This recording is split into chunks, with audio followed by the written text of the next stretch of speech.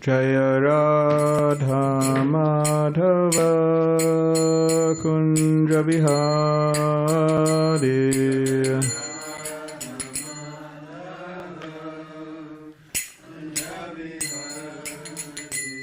Jai Radha Madhava Kunja Bihari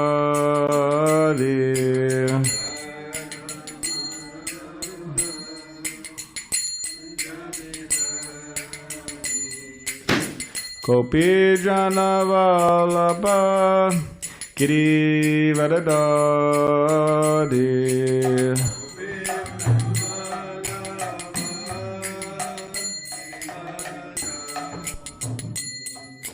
Gopi Jana Vallabha Giri Varadari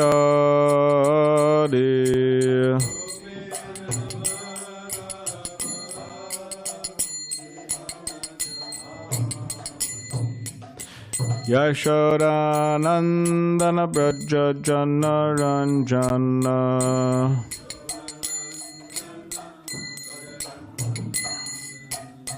Yashoda Nandana Braja Jana Ranjana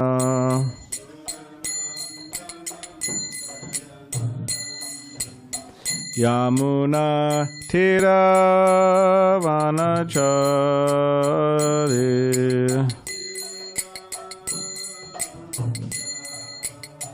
Yamuna Tira Vanachari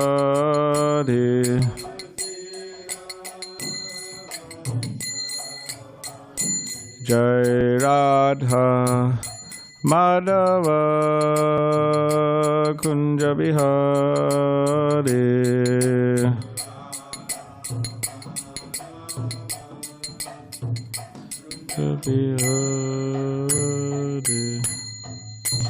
Jai Om Vishnupada Paramahamsa Parivajikacharya Shtatra Shatashisham His Divine Grace A.C. Bhaktivedanta Swami Prabhupada Ki Jai Grantaraj Srimad Bhagavatam Ki Jai. All glories to the assembled devotees.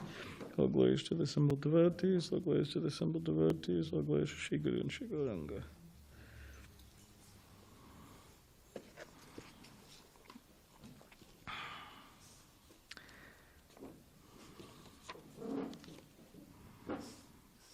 It's Appearance Day. So today is a special day. It is the appearance of Vrindavan Das Thakur. So we'll read something about him, short biography. Srila Vrindavan Das Thakur. In her childhood, Narayani Devi, thank you, niece of Srivas Pandit, became mad with love of God upon receiving the mercy of Sri Gauranga Mahaprabhu. Later she gave birth to Vrindavan Das, who was the last disciple of Sri Nityananda Prabhu. On his guru's order he wrote Sri Chaitanya Bhagavat. It is practically a law among Vaishnava writers like Srila Rupa Goswami, Srila Sanatana Goswami, Krishnadas Kaviraj, and Vrindavan Das Thakur to always keep themselves in the background. They never mention anything about their family lineage or personal history. The authors of the best written and most relishable verses collected in Sri Rupa Goswami's Padyavali remain unknown. During the 16th century, entire books of exceptional transcendental prose and poetry were penned by prideless Vaishnavas preferring to remain anonymous. Feeling utmost humility, such Vaishnava writers express themselves only in relation to their preceptors. Krishnadas Kaviraj glorifies his gurus at the end of each chapter of Sri Chaitanya Charitamrita. Sri Rupa Raghunatha Pade Yara Asha Chaitanya Charitamrita Kaha Krishnadas. Praying at the lotus feet of Sri Rupa and Sri Raghunath, always design their mercy, I Krishnadas narrate Sri Chaitanya Charitamrita following in their footsteps. Srila Krishnadas Kaviraj Goswami shows his supreme homage and gratitude by honoring Vrindavan Das Thakur with the appellation Vyas.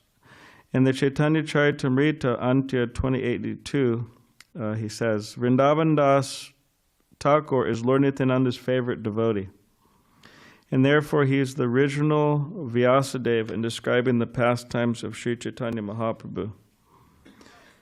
As Srila Vyasadeva told Sri Krishna's pastimes in Bhagavatam and other Puranas, Srila Vrindavan Das Thakur described Chaitanya Leela and Chaitanya Bhagavat.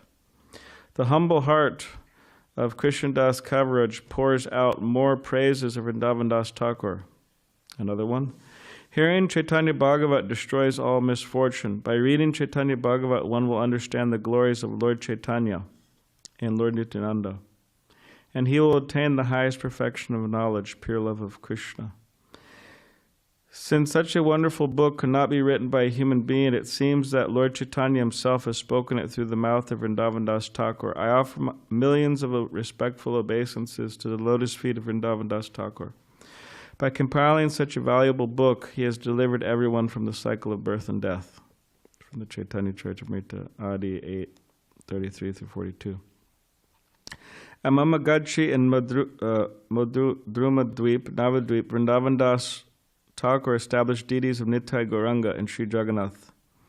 He lived there as a celibate and worshipped his beloved deities. Vrindavan Das Thakur had many disciples, including Gopinath Brahmachari, a descendant of Sri Krishna, Sri Keshava Bharati. And in Krishna's pastimes, it says he is Srila Vyasadeva. So Vrindavan Das Thakur, he compiled Sri Chaitanya Bhagavat. He wrote Sri Chaitanya Bhagavat, and Sri Chaitanya Bhagavat is one of the authentic biographies of Lord Chaitanya. There's Sri Chaitanya Charitamrita, that's one of them, by Krishnadas Kaviraj Goswami, and Srila Prabhupada, our Srila Prabhupada, translated that and wrote commentary. So that's one authentic biography. And you also have Sri Chaitanya Bhagavat by Vrindavan Das Thakur, which Srila Bhakti Siddhanta Saraswati Thakur, Srila Prabhupada's guru, commented on. He wrote purports on this book, which is available. You also have Chaitanya Mangala, Chaitanya Mangal, that's by Lochan Das Thakur. And any others?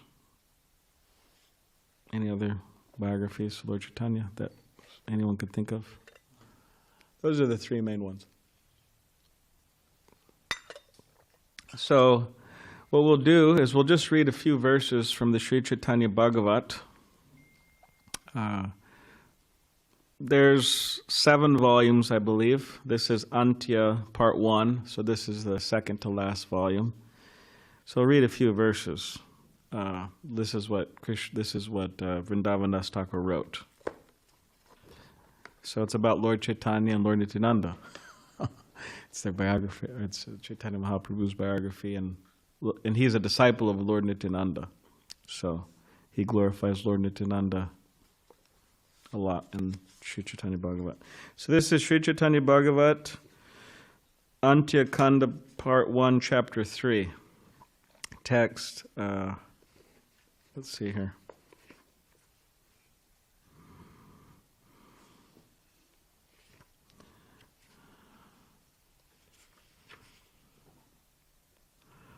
One second.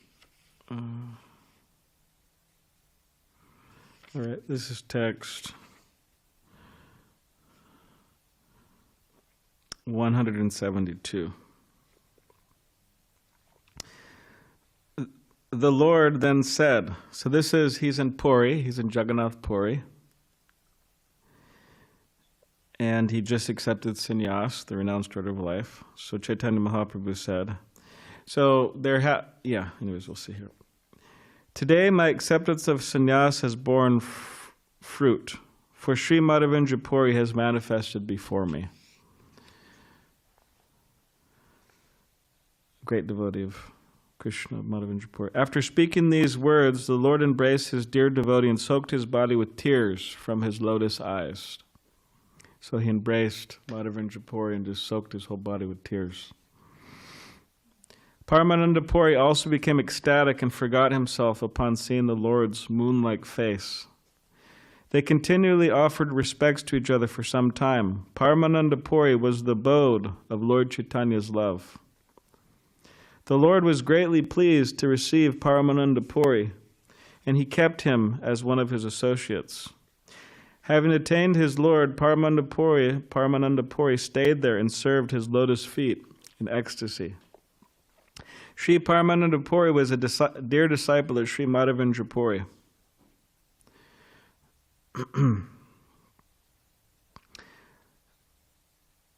and was filled with the mellows of ecstatic love.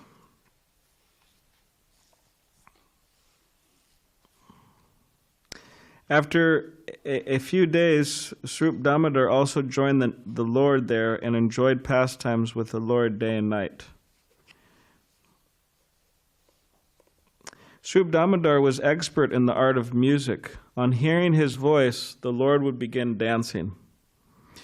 Swarup Damodar and Paramananda Puri were two of the principal associates in the Lord's final pastimes. In this way, various devotees gradually joined the Lord in Nilachala, Jagannath Puri. So, again, this is Antya Kanda. This is the latter pastimes of Chaitanya Mahaprabhu. All the Lord's associates who had taken birth in Orissa also gradually joined the Lord. Pradyumna Mishra, whose body was filled with love of God, as well as Paramananda and Ramananda, two most sober personalities, also joined the Lord. Damodar Pandit and Sri Shankar Pandit also came there within a few days. Sri Pradyumna Brahmachari was a servant of Lord Nrsingadev. Lord Nrsinga manifested in his body. When he understood that Nrsingadev was enjoying kirtan pastimes in the form of a sannyasi, he came and joined the Lord. So Pradyumna Brahmachari was a great devotee of Lord Nrsingadev, and then he says when he understood that Nrsingadev in the form of a great sannyasi was enjoying pastimes, he came and joined him. Lord Chaitanya Mahaprabhu. The great personality Bhagavanacharya, who would never hear of material enjoyment, also came there. It says in the purport, Sri Bhagavanacharya would never hear any topics concerning sense gratification. He would hear only topics related to Lord Krishna's names, forms, and qualities. In this way, text 189, in this way the servants of the Lord came from various places and joined the Lord. When they saw the Lord, their distress was vanquished. They all participated in the Lord's kirtan pastimes. The Lord of Vaikuntha, and we'll just read maybe about 10 more verses. The Lord of Vaikuntha, in the form of a sannyasi, thus performed kirtan in the association of all the devotees. All right, so this is Lord Nityananda Prabhu. So we'll hear something about Lord Nityananda Prabhu. Nitai. Does it go? Yeah. Balaram Hoilo Nitai. So, Lord, you have Krishna Balaram. Krishna becomes Chaitanya Mahaprabhu. And Balaram Hoilo Nitai. Balaram becomes Nityananda Prabhu. So we'll hear about Lord Nityananda now. The most sober Nityananda relished the mellows of Lord Chaitanya's love. He was supremely independent and could not remain steady in one place. As he tried to grab hold of Lord Jagannath, so this is in the temple in Jagannath Puri. So they're having kirtan in front of the deities of Jagannath. In Jagannath Puri, the deities are of Lord Jagannath, Baladev, and Subhadra. They are quite, you could say, large forms of Jagannath, Baladev, and Subhadra. Right, Tapas? How big? 8? 8? I've never, 8 feet, 7 feet, something, quite large forms of Jagannath, Baladev, Subhadra. Okay, so here, as he tried to grab a hold of Lord Jagannath, so Lord Nityananda Prabhu is in the temple, and now he's trying to grab a hold of Jagannath. This is not done, because only the pujaris do that. It's not that the people in the kirtan hall, like imagine if someone in the kirtan hall, we're all having kirtan here, and they just jumped on the altar, and they tried to grab Jagannath. So practically that's what was happening. As he tried to grab hold of Jagannath, the temple guards were unable to stop him. So they have guards for that. One day he climbed onto the golden Singhasan and embraced Balaram. So he climbed onto the altar, and Lord Nityananda, he embraced Balaram, Lord Baladev.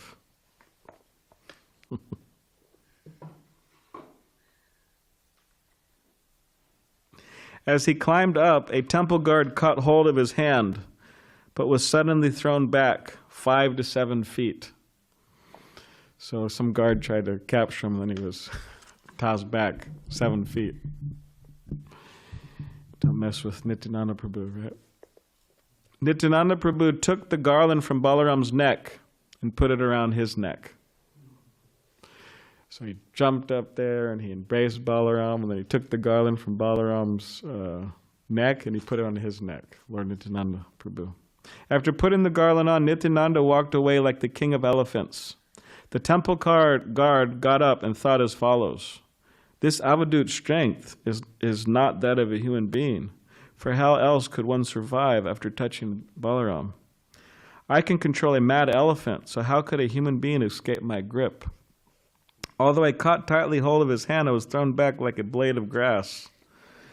The respectable temple guard thought in this way. When he saw Nityananda later, he felt humbled. Yet Nityananda Swarup, whose natural characteristic was like that of a child, embraced that guard with affection. So the guard was feeling very humble later. Then Lord Nityananda Prabhu just embraced him. So then it goes on.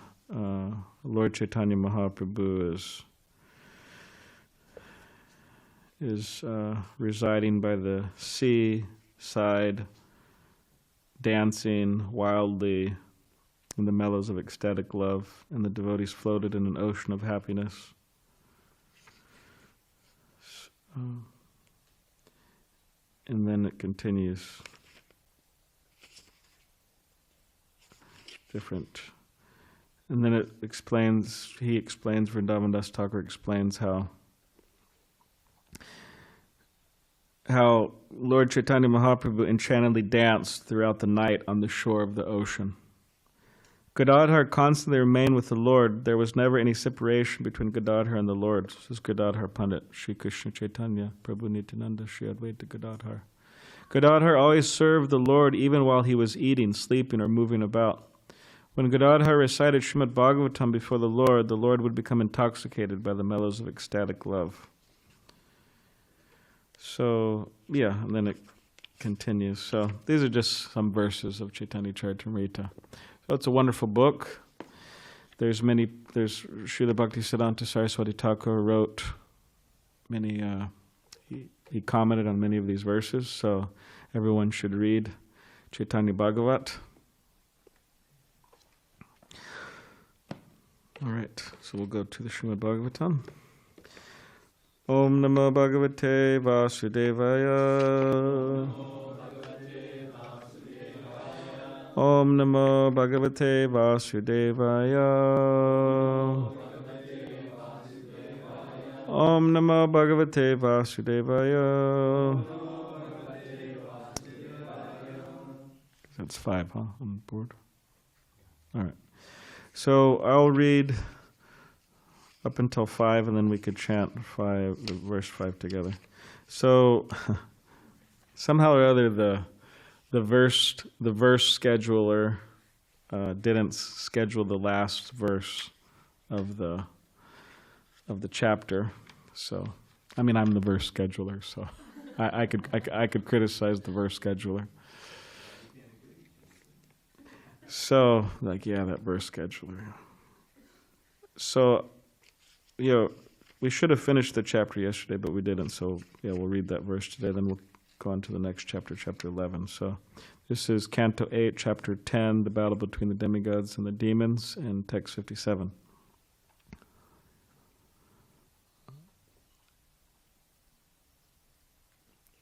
What is the meter?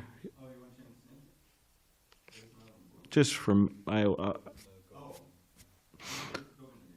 Mali Somalia Atibala Yudi. No, that's not it. It is? Okay. Chakrena Krita Shirasav Atamalaya Vams tam ahatya tigma kadayahana andajendram tavachiro chinadarir nadaton rinadaha. Okay. Translation. Thereafter, two very powerful demons named Mali and Sumali were killed by the Supreme Lord, who severed their heads with his disc. Then Malavan, another demon, attacked the Lord. With his sharp club, the demon who was roaring like a lion attacked Garuda, the lord of the birds, who were born from eggs. Did you read this verse, Govardhan? No, okay. But the Supreme Personality of Godhead, the original person, used his disc to cut off the head of that enemy also. Thus end the Bhaktivedanta purports of the 8th canto, 10th chapter of the Srimad Bhagavatam, entitled The Battle Between the Demigods and the Demons. So chapter 11, King Indra annihilates the demons.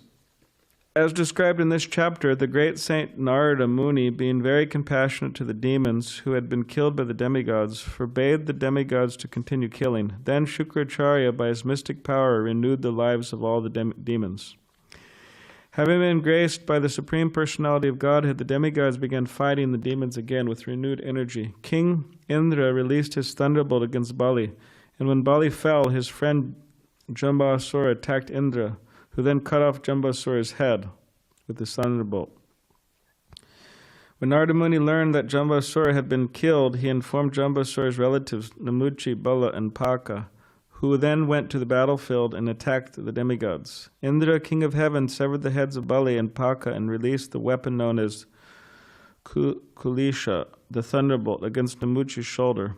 The thunderbolt, however, returned unsuccessful, and thus Indra became morose.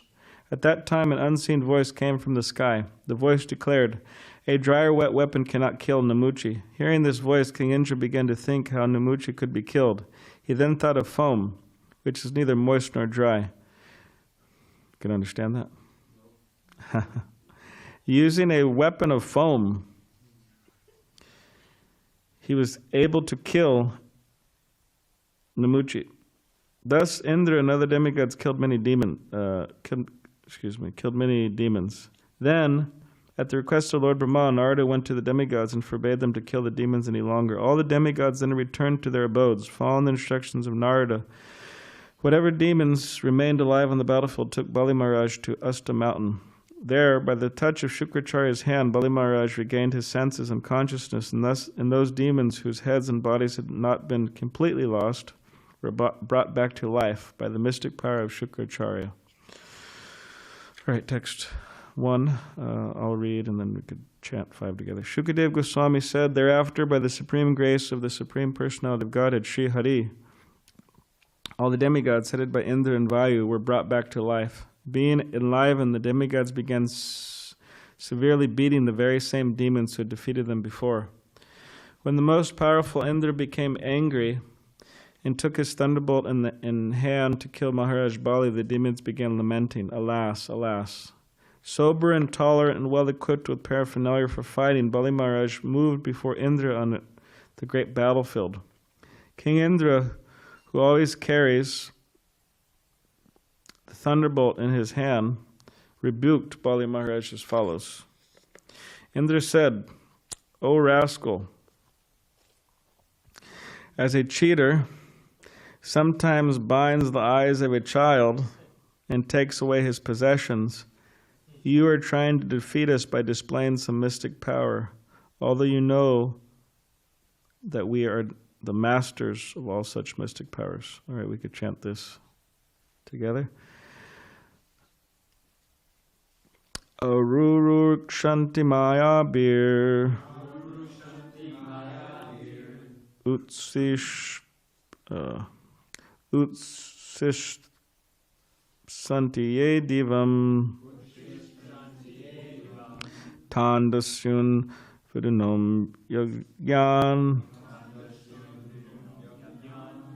Purvasmachcha Padadadaha. Okay, I'll just read the English because those fools and rascals who want to ascend to the upper planetary system by mystic power or mechanical means or who endeavor to cross even the upper planets and achieve the spiritual world or liberation, I cause to be sent to the lowest region of the universe. Purport. There are undoubtedly different planetary systems for different persons, as stated in Bhagavad Gita 14:18. Urdhvam gachanti sattvastha. Persons in the mode of goodness can go to the upper planets. Those in the modes of darkness and passion, however, are not allowed to enter the higher planets. The word Divam refers to the higher planetary system known as Svargaloka. Indra, king of the higher planetary system, has the power to push down any conditioned soul attempting to go from the lower to the higher planets without proper qualifications.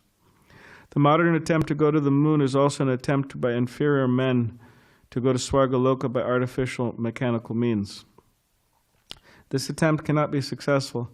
From this statement of Indra, it appears that anyone attempting to go to the higher planetary systems by mechanical means, which are here called Maya, is condemned to go.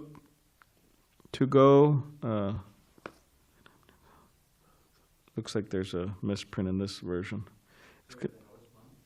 It says, is condemned to go the hellish planets. But this is an older version, so.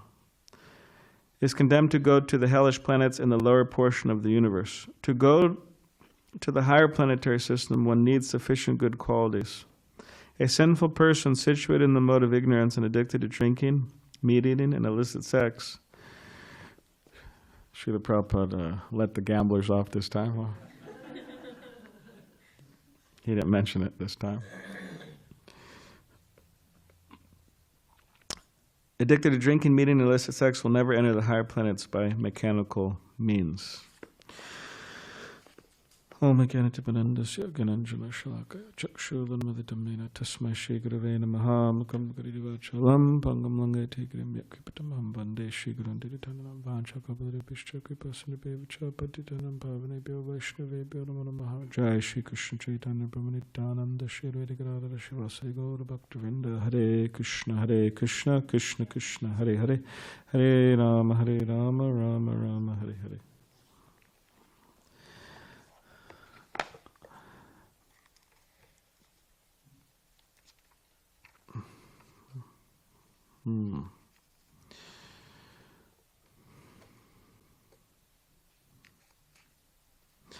Hare Krishna. What does Vaisheshika Prabhu? He does Hare Krishna, Krishna Krishna, Hare Hare, Hare Rama, Rama Rama, Hare Hare. Hare Krishna, Krishna Krishna, Hare Hare, Hare Rama, Rama Rama, Hare Hare. Hare Krishna, Krishna Krishna, Hare Hare, Hare Rama, Rama Rama, Hare Hare. Hare Krishna, Krishna Krishna, Hare Hare, Hare Rama, Rama Rama, Hare Hare. Hare Krishna, Krishna Krishna, Hare Hare, Hare Rama,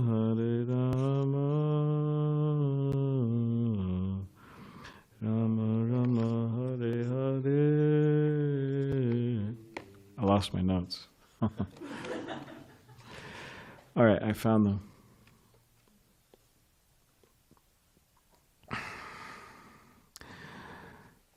So these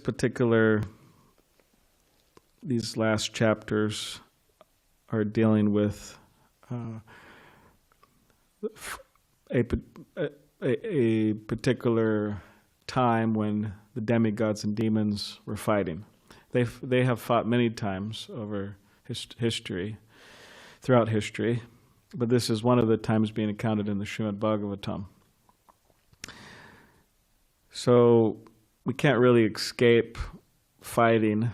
There's fighting in the material world. There's war in the material world, unfortunately. And even in the higher planets, there's war going on. Srila Prabhupada was asked a number of times by his early disciples, what is the spiritual world like? And Prabhupada would answer differently. He would give different answers. In one particular time, he said, "In the spiritual world, there's no, what do they call it, drafts? Yeah, there's no draft board." Now, of course, it's not a problem nowadays.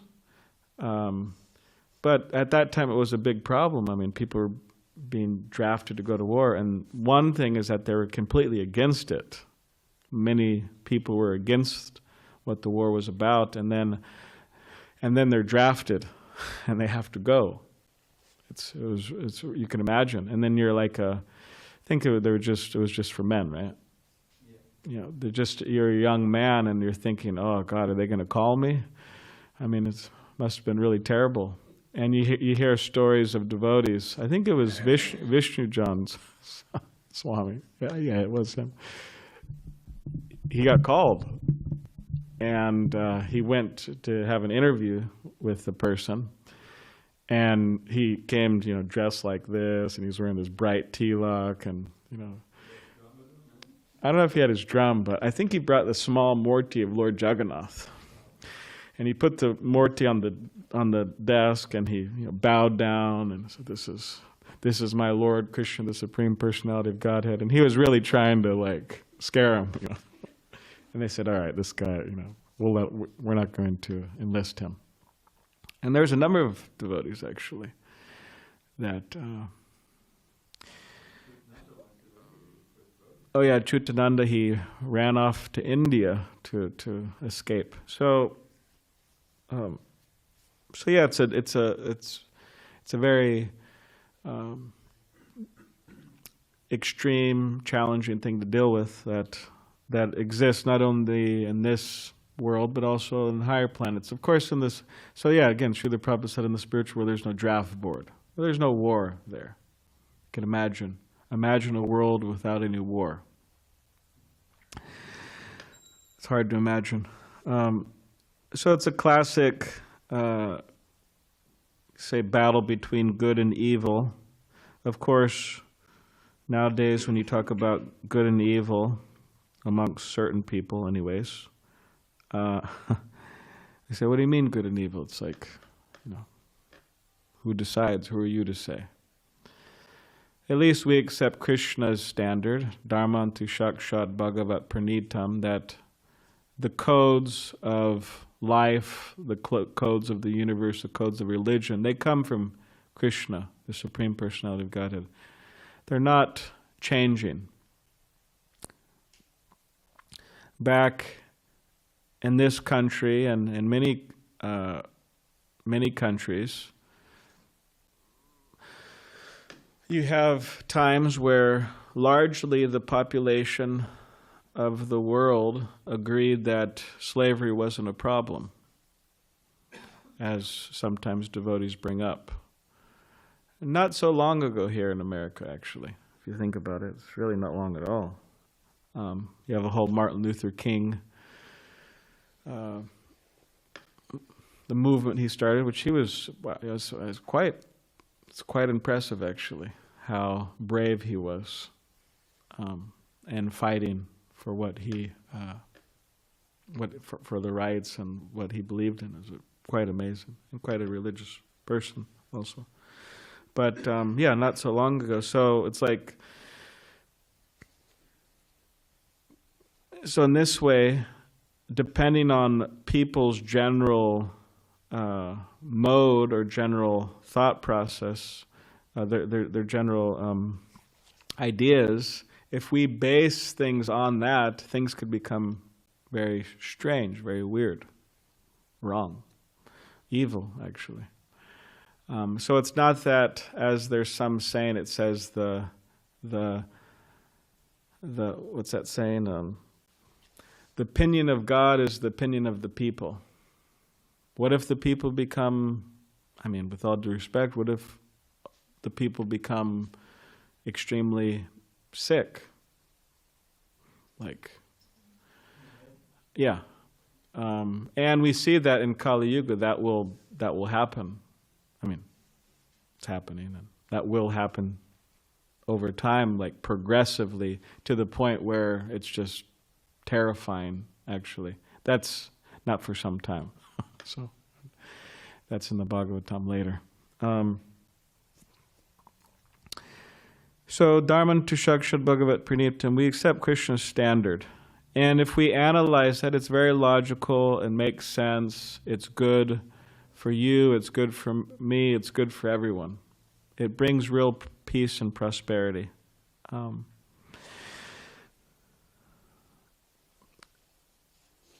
And neglecting that, it's interesting, the land of religion is India. Even nowadays, I mean, it's quite impressive how many people will go to a religious function, like Kumbh Mela, for example. I mean, yeah, this man went, right? David, you went. You saw a lot of people there, right? 600 million people. So it's the biggest human gathering in the world. And it's for religious purposes. I mean, whatever, people go there for, but the essence of it's a religious function. So the land of India, the land of religion, interesting enough is that, yeah, unfortunately, certain ideas can creep in by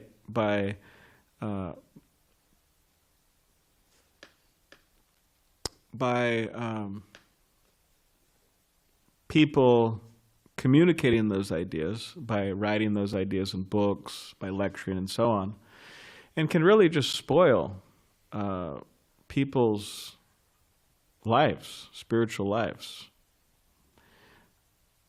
And these ideas are just not real spiritual ideas. But it's amazing how much they just permeate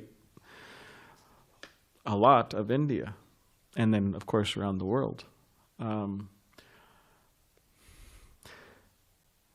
these ideas, they really go against what the core ideas of the scripture say, of what Bhagavatam says, Bhagavad Gita. If you say, hey, where is that in Bhagavad Gita? You just can't find it. Just, in other words, like, just do anything you want. It doesn't really matter. You know, you just, everybody kind of has their own path. And, for example, but Krishna explains in the Bhagavad Gita, it's true, everybody has their own path, ye tamam prapadyante, right? There's so many different paths, that's true. But we can't say that all the paths lead to the same goal. It is true there are so many paths, but not all the paths lead to the same goal. That's a misunderstanding. And it's amazing how common it is. And if you criticize this, of course we're in America, and so people aren't going to shoot me. And I'm not for criticizing this, but and also I'm not some big motivational speaker in India or something like that, but not yet. I don't know if but you criticize this, and especially so you use what to speak if you start throwing names out there. Oh God, I mean, it's like, they might try to jail you, kill you. I mean, maybe that's extreme, but they're really angry. They'll talk about you all over the media and all over this person. And of course I'm saying it here, and if I was one of those persons saying in India, it'd be a big problem, because I'm me, no one's going to, there's no influence like that on me, as far as I know.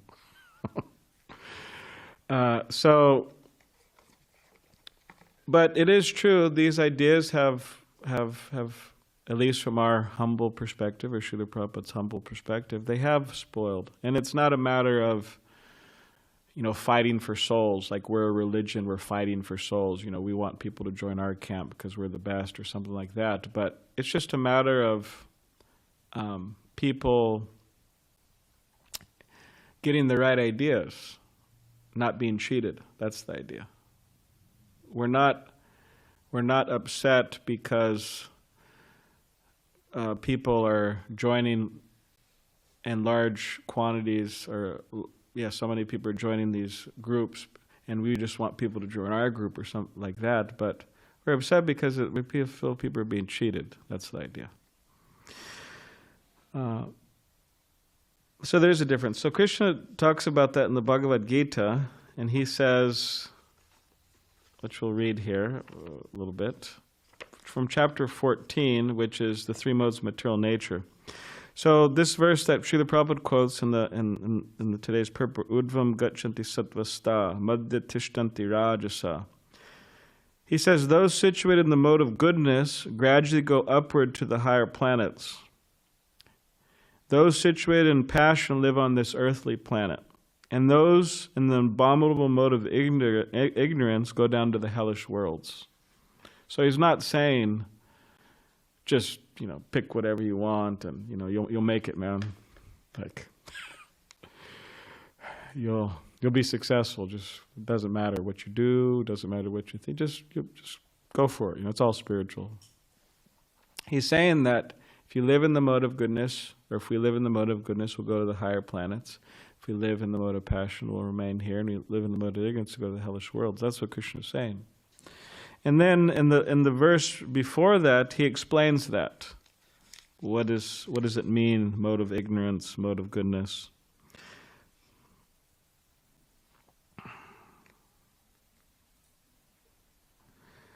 And of course, we want to transcend that. There's the spiritual world, but he explains this. So he says, from the mode of goodness, real knowledge develops. From the mode of passion, greed develops. My sister shared a song with me recently. I thought it was pretty funny, but how does it go? The best things in life are free, but you could give them to the birds and bees. I want money. Yes, that's what I want. I want money. I'm forgetting the name. And then another part of the song is, how's it go? Your love gives me such a thrill, but your love will not pay the bills. I want money. Yes, that's what I want. I want money. Oh, Beatles are good. Yeah. Yeah, I don't think they didn't originally sing it. Somebody else did. Yeah. So yeah, and she keeps, at least in this, it's a girl singing in this case. There's many people who've sung it, but she said she wants money. Yeah, that's what I want. So greed develops. So I thought it was a pretty funny song. That's mode of passion. And from the mode of ignorance develop foolishness, madness, and illusion. And in this age, it is very, very easy to fall into the mode of ignorance. And then we become foolish, we become mad, or I could say like insane, and full of illusion. So you have to be very, very careful. It is not easy to fall into that mode in this age. So then Srila Prabhupada explains in the purport, so we'll read a little bit. Since the present civilization is not very congenial to the living entities, Krishna consciousness is recommended. Through Krishna consciousness, society will develop the mode of goodness. Through Krishna consciousness, society will develop the mode of goodness. When the mode of goodness is developed, people will see things as they are. In the mode of ignorance, people are just like, this is Prabhupada's strong language. In the mode of ignorance, people are just like animals and cannot see things clearly. In the mode of ignorance, for example, they do not see that by killing one animal, they are taking the chance of being killed by the same animal in the next life. Because people have no education and actual knowledge, they become irresponsible. To stop this irresponsibility, education for developing the mode of goodness of the people in general must be there.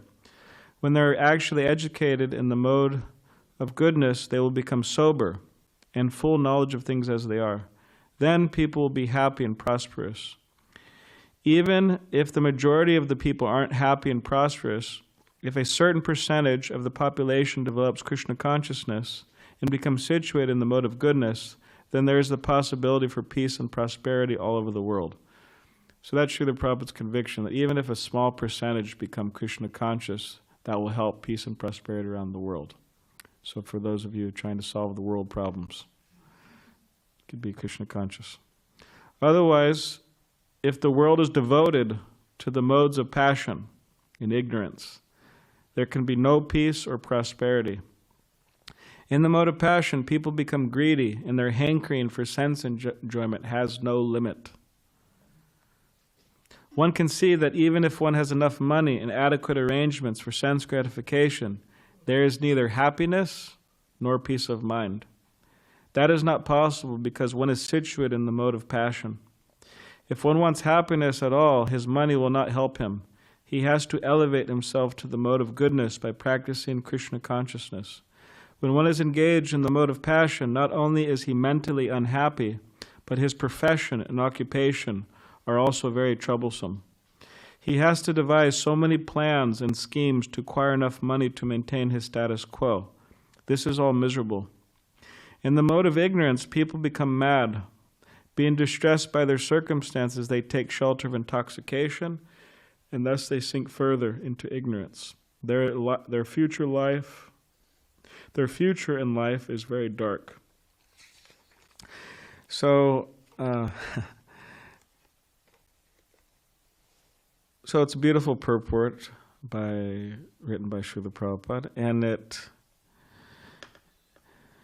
enlightens us and pushes us in the direction of the mode of goodness. It's very important to live in the mode of goodness, by which real knowledge develops and we're able to see things as they are.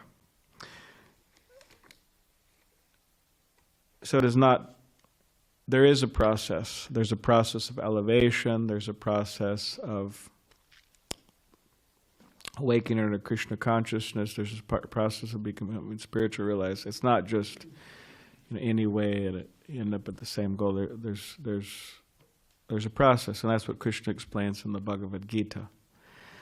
And therefore, that's a few thoughts. Does anybody have any questions or comments? Yes, Tapas. Use the mic, Tapas, please. Just joking. Prabhu, you said that mode of passion,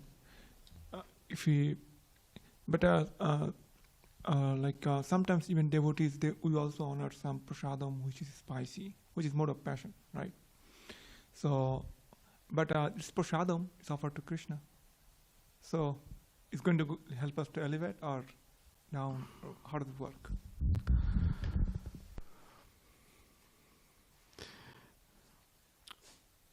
Are you asking because you like spicy prasadam? Or, oh, you are? Oh, I see. Does your wife like spicy prasadam? Yes.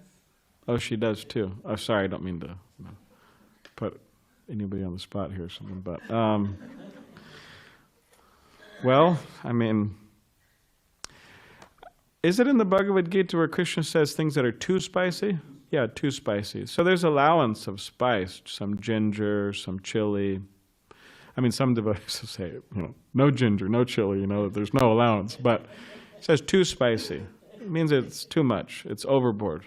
And, yeah, I mean, there is sometimes, I would argue, things that are cooked that are just too spicy. When the spice level completely overshadows the taste of the potatoes and the broccoli and the carrots and whatever, the sabji, if it, like, all you could taste is just spice, just heat, it's too spicy. you should be able to, it's not that your tongue's just burning and that's your, so yeah, we have to control that. A little spice is fine. Can't be too spicy though. My other question is it become sattvic because you offer it to Krishna? Chaitanya Mahaprabhu, he would accept prasadam only at the house of those who chant 64 rounds a day. That was his standard. Which means it's like, hey, well, I'm chanting a little Hare Krishna, or I have some devotion, so, whatever I offer must be prasadam, and so on. It depends, on the consciousness. Also, it may be prasadam, but we also have to see it like that. We have to honor the prasadam in a right way. One time, Srila Bhakti Siddhanta Saraswati Thakur, one of his disciples, there's a big feast being served, and then there was this man who was apparently really into gulab jamans, those sweets, like little donuts or whatever. Or gulab jabos, what is it? What is it? One devotee said some kind of mispronounced gulab jamun, knew Bhakti some time ago, but so anyways, he was there, and then one brahmachari kind of sharply said to this guest, Are you conquering the gulab jamuns, or are the gulab jamuns conquering you? It means, are you seeing yourself as, are you seeing this as prasadam, in other words, the mercy of the Lord? So yeah, when we talk about offering things, accepting things, it's about the consciousness. So yeah, if Gorka Shore Das Babaji, Vamshi Das Babaji, they would offer raw eggplant to their deities. Anyone ever had, sometimes people don't want to have cooked eggplant, but what to speak of raw eggplant? Anyone ever, that's really unpalatable. But, to say the least, but they offered with the devotion, and of course these are special, very special circumstances and devotees, but so it depends on the consciousness. Yes, David? In a way you've already answered this, but what about prasadam that's been sitting for a long time, or that's cooled overnight, or prasadam that's old? From a health perspective, it's not, leftovers are not really recommended. From a whatever Ayurvedic health perspective. And when we talk about prasadam being out for a few hours, Srila Prabhupada writes about that. Generally, food that's been out for some hours, now we're criticizing the buffets right around San Diego, they're considered not very good. It's supposed to be freshly cooked and honored, within a certain time frame. Although Srila Prabhupada writes about prasadam, he says because it's prasadam and it's offered to Krishna, it's transcendental. It's beyond that rule. That's what Srila Prabhupada writes. I got it right here. Any food cooked more than 3 hours before it is eaten, except prasadam, food offered to the Lord, is considered to be in the mode of darkness. In other words, the mode of ignorance. But as far as possible, we want to have things. Yeah. Any last? Yes.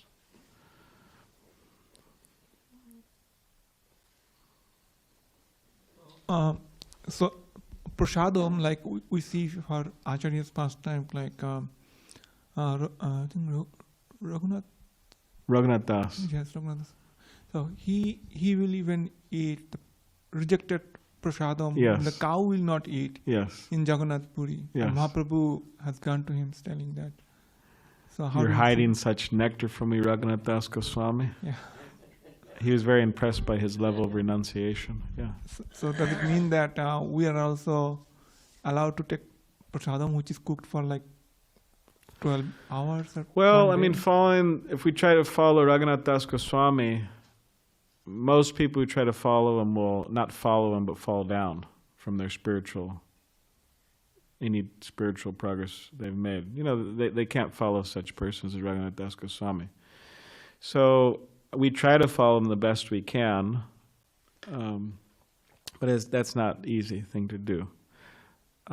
So again, the best is fresh as possible. Srila Prabhupada gives some allowance, at least that's what he's writing, that if it's prasadam, it's transcendental.